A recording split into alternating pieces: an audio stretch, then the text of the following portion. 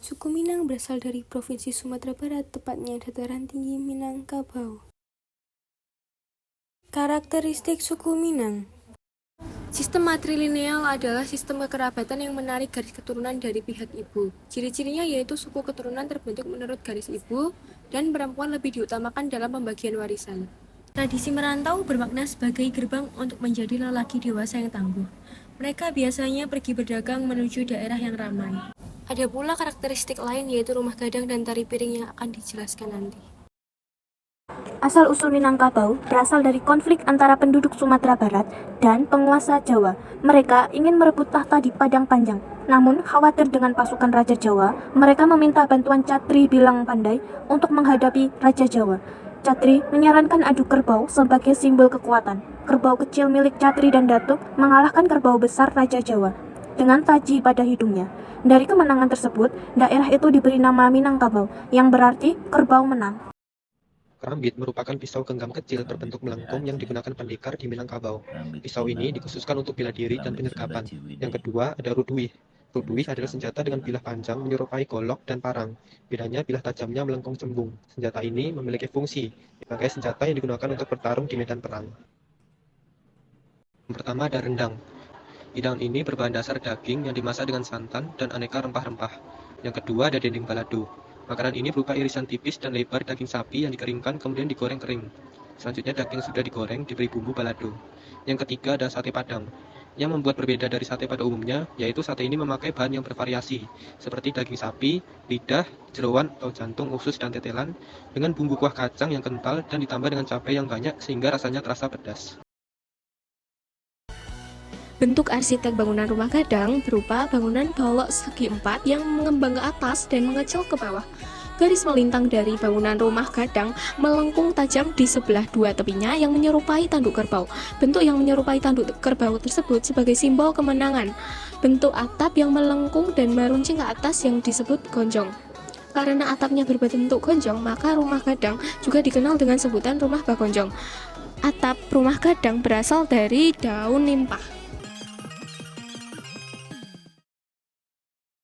Pakaian adat suku Minang adalah limpapeh rumah nan gadang yang memiliki ciri khas hiasan kepala yang berupa bentuk atap rumah gadang. Dalam bahasa Minangkabau, limpapeh berarti tiang tengah dari bangunan rumah.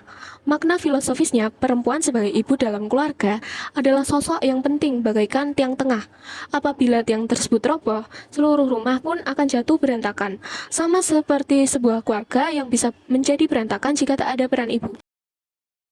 Lalu selanjutnya ada tari piring, yaitu tari yang menimbulkan atraksi menggunakan piring dengan mengayunkan di tangan dengan cepat dan teratur. Lalu yang kedua ada tari lilin, di mana penari akan membawa piring kecil dengan lilin menyala secara berkelompok yang ditunjukkan malam hari. Yang pertama ada alat musik bansi yang dimainkan secara ditiup yang terbuat dari bambu kecil dan tipis. Yang kedua ada rabab, di mana alat musik ini terbuat dari tempurung kelapa yang menghasilkan irama alunan musik yang khas. Lalu ada alat musik aguang terbuat dari perunggu yang dimainkan secara ditabuh. Tradisi Mamanggia merupakan bagian dari rangkaian upacara adat perkawinan Minangkabau. Rangkaian ini dimulai dari meresak, maminang, batu katando, manantuan hari. Setelah itu dilaksanakan tradisi Mamanggia, malam bainai, akad nikah, baralek, dan majapuik marapulai. Tradisi Batagak Pangulu adalah upacara adat Minangkabau yang bertujuan untuk memilih dan mengangkat pemimpin kaum baru atau mengganti pemimpin yang lama. Upacara ini biasanya diselenggarakan secara besar-besaran dengan memotong kerbau atau sapi dan berlangsung selama 1 minggu atau 7 hari. Lagu daerah Minang yaitu Kampung Nan Jauh di Mato memiliki makna seseorang yang merindukan kampung halamannya, yaitu tanah Sumatera Barat.